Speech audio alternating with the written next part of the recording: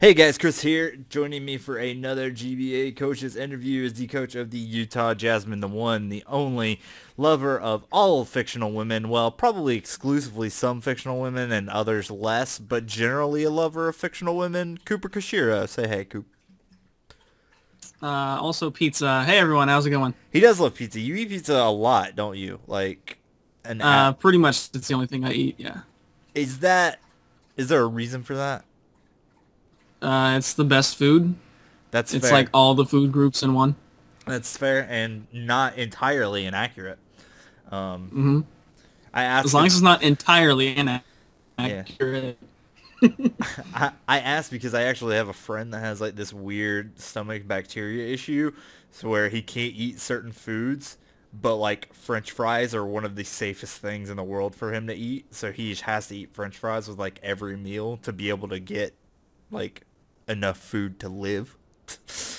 You know? Interesting. Yeah, so I was like, maybe Cooper has some weird pizza exclusive disease and, he needs it to Well, there was live. that one time where I didn't eat pizza for about 3 days, and I went to the hospital for the first time in 10 years. So that might be related. Yeah, you might have that. hmm So, if anyone out there wants to fake pizza dependent illness, you wouldn't be wrong to call it Cooperism. hmm Um, it's not entirely inaccurate, much like the food groups thing. All right, that was a good opening. I thought so. The point of this is to get people to know you, Cooper, and I feel like that nailed it. I really Fictional did. women, pizza. Got 'em. Got him. Heading on to the other thing you need to know about Cooper. Cooper, you're the coach of the Utah Jasmine. Last season was your first season. You picked a very fourth-gen bulky team, right? I did. That's not an unfair thing to say. A lot of the people going around said Cooper needs some offense. Cooper needs some offense. I was one of those people. I would say the first bit of the season for you was a little rocky. Then you started to pick up some wins there. hmm So what, in your opinion, was the shift there? Like, what happened halfway through the season that made things click a little bit better for you? I think probably from the objective view, it would be probably got it turned around starting the game against John, where I busted out the Scarf Cloister. Started getting some major offense in the form of that. That was definitely my offensive MVP for last season. So probably that. Yeah, I like Cloister for your team. It gave you a lot of good mix-up options, and it did some good work. So, that being said, do you think people were right about it? Like, was that the problem? Is that you didn't have an offense going, or was it just you weren't familiar with what other elements you needed? Like, Well, it's kind of a 2-season plan that I had going in. I knew I wanted to get my my defense locked up with the right. 3-year contracts, and I knew that all the good offensive pieces by then would be gone. So I was looking at this season to take up some of the offense. And there's the voice cracks. You also need to know that about Cooper. Yes. Cooper has voice cracks. Cooper does have voice cracks. They're part of your charm and appeal, Cooper. They are. I've been told they're very charming, even by non-fictional women. Wow, there you go. hmm Man of the It's ladies. good stuff. So yeah, I never actually heard you say that it was a 2-year plan. I do remember talking, or like I think we were talking in comments or something last season, or in a video you had mentioned that you thought offense was very plug and play for you, and that was a phrase I held against you for most of the season. I still stand by that. But I never heard you phrase it in that way where you were thinking for the future as far as contract links and stuff like that. So I actually like that approach and explanation. Well, don't want to give away the future draft plan, but now that it's already been done. yeah. Unless you have a secret 3-year plan. Well, that might still be under wraps. Yeah, maybe there's some things going on there. So that being said, how'd you feel about your season last season overall? I would have liked to got to 500. Probably would have if not for the fluky weird game against Danza where we were 6-6 at 60 minutes in. We actually had some rules get changed in the off season to where rather than settle that with some sort of extracurricular activity. We're just going to go with whatever the game said. So under those rules, I would have finished 500. So it was a moral 500 season, I guess. Yeah, the infamous 6-6, which you're a fan of. I'm a big fan of that. Not many other people. I think it was a good thing because it got us to actually implement a rule. Yeah, from that standpoint, I'm all for it. You know, like it's definitely a progressive match and a historic, groundbreaking match. You know. Hopefully that will never be repeated, but you know. Yeah, hopefully there's no need to actually look up the ruling for that again. I hope not. But you know, maybe you might get in that situation. It is entirely possible. I think most other people in the league would probably just throw their hands up at, 40 minutes and say, "Oh my god." Not the most, endurance of based league as far as people go. We have a lot of quick showdown, hyper offense kind of people. So yeah, well, fortunately, Dan's and I won't be playing this season, so we won't have a chance to repeat that. Unless you both make it to the playoffs and then you have a 6-6 finals. Yeah.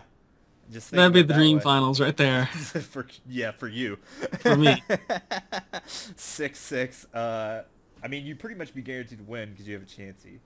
That's true. Well, yeah, it goes off percentages first, but if percentages are somehow tied, yeah, I got advantage with chancey. Yeah, I mean, it wouldn't be too hard for you to keep chancey up there. That is one thing I actually like about, I really respect about your play style, and it's the thing you don't hear a lot from other people is when I watch your videos, you are the most, present and, perpetually aware of health percentages while you're playing out of anybody I know, and I guess that probably just goes along with your play style, but I remember you watching matches and you're really okay, this needs to be at this HP to survive a switch into this hit and a crit here, so I need to stay in and recover 3 more turns. You're very aware of that whenever you're playing a match, and I really like that. Is that just you, or is that a necessary component of your bulky play style, or what? It's just kind of something I pride myself on. Win or lose, sometimes it could come down to things that are outside your control, so I try to keep things that I can control as perfect as possible. That's fair. That's pretty just keeping track of information, rolling up some notepad. Yeah, because, I mean, if you plan for living a crit, then the hacks isn't as big a deal. Right. So, I like that. That makes sense. So, you finished last season a little bit under 500. That's a bummer. But now you came in and you got your draft for this season. I didn't really talk to you too much about, I don't think I talked to you at all, actually, before the draft about what your goals were or anything like that. So how'd the draft go for you? Pretty much got exactly what I thought would be available and wanted to take in every round, so I was pretty pleased. Really? That's good to know because, a couple of people got sniped out, but they also had their sights on pretty big things, but I guess you're probably fairly realistic about your goals for it, huh? Yeah, about the only other thing that I might have preferred was having Starmie over Donphan, but I was pretty sure that wasn't going to make it out of the first round. Yeah, I mean, it did make it late into the first round, so I'm sure that the temptation was there. You maybe had your fingers crossed a little bit, but but yeah, so Hydreigon, Donphan, Aggron, that's some offense, that's some utility, and that's a lot of natural bulk too. They're interesting picks too. They're things I know Nick was very Hydreigon's exactly what he needed to pick. It makes sense. I was a little bit surprised with that because traditionally it's a more strictly offensive thing. So would you say that was part of I figured you were going to say because it was a 5th gen poke. Well, that too. That too. Kooper hates 5th gen. You're learning all of your Kooper facts today, by the way. Yep. Instead of putting your roster up, I'm just going to put a bulleted list of 5 Kooper facts. So yeah, I was a little bit surprised at Hydreigon, but I like it. But, Yeah, first round was just kind of going to be whatever the best offensive thing available was. Didn't really think Terrakion would have fallen that low, so I figured Hydreigon would probably still be there, and it was. Nice. Donphan gives you, something in some ways similar to Cloister a little bit. It's obviously a better Priority Ice Shard, yeah. yeah, it's obviously, a great spin option and stuff Mm-hmm. like that. You can go with a more defensive set, or you can go with a more offensive set if you really want to. Yeah, it So, does have base 120 attack and a decent physical move pool, so... oh yeah, it's got enough coverage options, especially this gen, picking up play rough with fairy typing and stuff like that. You can knock some stuff out. I like it. Yeah. And actually, I wanted Donphan last year. Probably should have tried to trade Kyle for it in the 4th round. And that was when I had, I guess you'd call it a regret pick of Steelix. Yeah, I mean, things got moved around a lot. Yeah, I wanted that bulky ground, and Steelix was not what I wanted. I wanted Donphan. Yeah, you probably should have tried to trade with Kyle. It seems like if trading with Kyle. That's Trading with Kyle. It was worked out pretty well for some teams last year. yeah. I mean, I think the only person that really lost out was Nexus on that because he lost out on his draft picks, which really hurt him. But most people trading with Kyle was basically like a buy one get one free deal. Yeah. You get Pretty the much. trades you want and some other Happy Meal-esque toy. Like, oh, I get a better draft pick. Oh, I get 2 things I wanted. Oh, I get a crucial weather component. Oh, that's no big deal. Just trading with Kyle. All right, so your 3rd pick is Aggron. Why'd you go with Aggron? Well, Aggron is... Chris, do you know what my favorite move in the whole game is? What is your favorite move in the whole game? I don't know. That would be Head Smash. Really? Why is that your favorite move, Cooper? Because it just blows stuff up. That's fair. I like it. It's weird because, again, that's a super offensive thing, and you're you. But, like, if you'd asked me to pick Cooper's favorite move, it would not have been a high base attack recoil move with chance to miss. Yep. But here we are. Fun little fact about Head Smash, all 3 of my draft picks learn it. Really? They do. Wow. Hydreigon, Donphan, and of course Aggron. So this was just a theme year for you. Yeah, I didn't intend it to be that way, but it worked out. I mean, So yeah, Aggron was... if you want to run 3 bandit head smashers this season in one match, I'm not going to stop you, Cooper. Oh, well, you can do that. That might be in the plans. But yeah, Aggron is just one of my favorite pokes. It's the epitome of manliness. If you've ever seen the infamous poster for Aggron, you got to get yourself an Aggron. It kind of became a meme that we ran with at the TPX community, and was arguably my favorite poke to use. So that's pretty cool. I like Aggron. That quad fighting weakness, quad ground weakness, like hurts it in standard competitive. But I'm interested to see if you can get away with it here. So it's sturdy Metal Burst, throw your pansy fighting attack right back at you for a one-shot. Right? That's what you do. All right. Then you got Mega Lopunny, so that's about as hyper offensive Mega Pick as you can get. Yeah, last season I needed some sort of speedy Mega. Of course, the Mega Pool was much more shallow back then, so it was between Zam and Mega Aerodactyl. I ended up going with Zam, and I looked at my base speeds this season, and my top 3 are 116 with Whimsicott, 100 with Zapdos, and now 98 with Hydreigon. So I wanted someone else who was pretty quick, and I was pretty much between Lopunny and Beedrill, but of course Joe picked up Beedrill a couple picks ahead of me, so that made the choice easy. But I think I would have went with Lopunny anyway, mostly because it already has base 105 speed before it Megas, and it has access to Fake Out, so it's a lot easier to get the Mega off. Yeah, you get a have that stab predictable priority move and your essential Fake Out, basically, unless... Unresisted stab's pretty nice. Yeah, until, someone's running, what is it, like, Inner Focus Crobat lead or something. Watch out. Yeah, that's true. Then they're going to get you. You should be aware of the 4th gen threat of Inner Focus Crobat Dragonite. Oh yeah. Definitely, yeah. Crobat was one of my good Diamond Brother Maka's favorite Pokemon. The Makar Locomotive. Nice. The true master of stall. The true master. Yeah. Cooper merely, Yeah, I play hyper offense compared to him. I like that. People will never believe that, but I like it. They should. All right. So let's talk about your division. How do you feel about your division? It is Joe, you, Nexus, and Adam. I like it. Yeah. We may or may not have had to facilitate Kooper being in the silver division, I believe was a thing. Yeah, that was sort of a thing. Kooper and his peculiarities. But, I mean, the team is named after a Johto gym leader, so it should definitely be in the Johto division. So yeah, and I like just like silver better than gold. that's fair. I really hated it because Arcanine was one of my favorite Pokemon, and it was a gold, but I always wanted silver because everything else in silver was better. Yeah. Donphan was in silver, although not in Japan, only in the U.S. Yeah.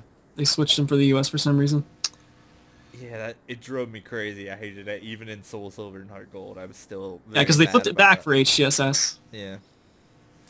So, all right, well, how you feel about your conference as a whole? It's the other division in there is John, Tom, Steve, and Dan. How you feeling about them?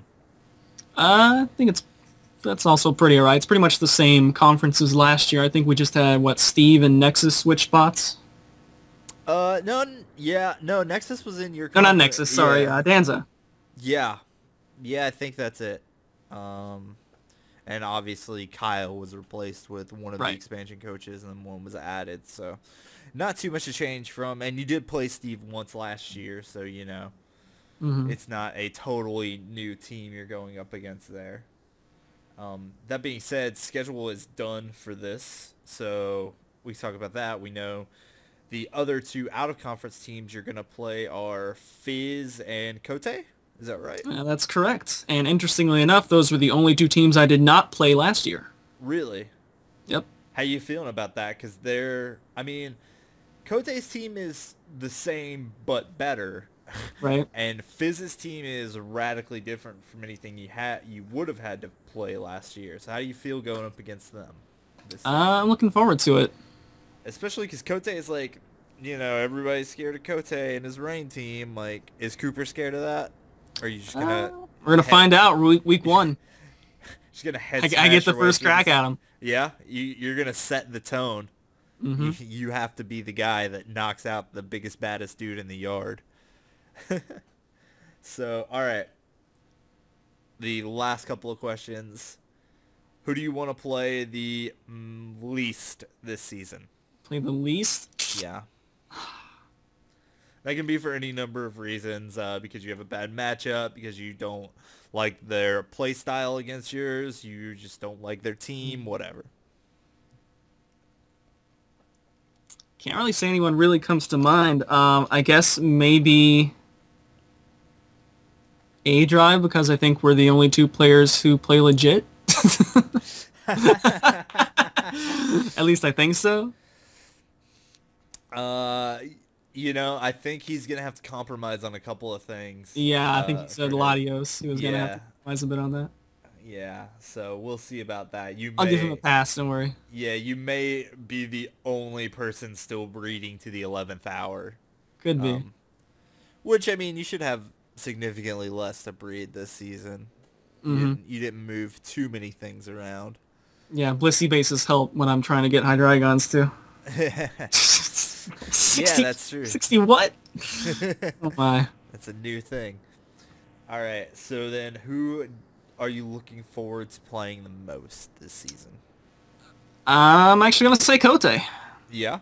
Yeah, I'm looking forward to that week one matchup. You only get to play him once. This is your only shot barring playoffs. Yep. So you're going to go just massive off the walls crazy first week and knock him out, right?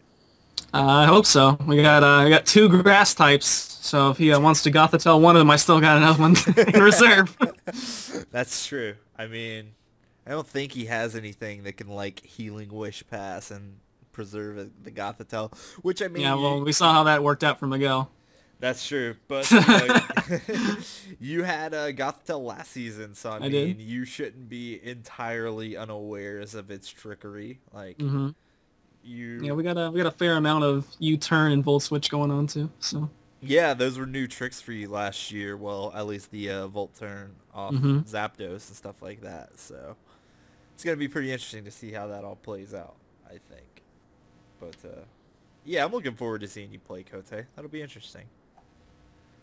If there's anyone, there are a couple of people here with the old school like knowledge of him and his play style that can, trade one for ones, and you're one of them. So Yeah, he has already told me, please don't bring Bandit Aggron, because the last tournament we had for 4th Gen, it was him and me in the finals, and I kind of wrecked him with Bandit Aggron. So the temptation is high to try to do that again. I mean, I'm not saying that you could run Suicide Tailwind Whimsicott into Head Smash Aggron, but you could. I'm not, that's a thing that could happen. It is. So, It's guaranteed to get it up. Yeah. And what wants to deal with 2 turns of Head Smashes? Steelix, maybe. Yeah, which Kote doesn't have, so He doesn't have a Steelix. Not a problem for you. Maybe a Amogus. Amogus might be able to take something like that. Maybe. I don't know. But, alright. Thank you, Kooper, for joining me.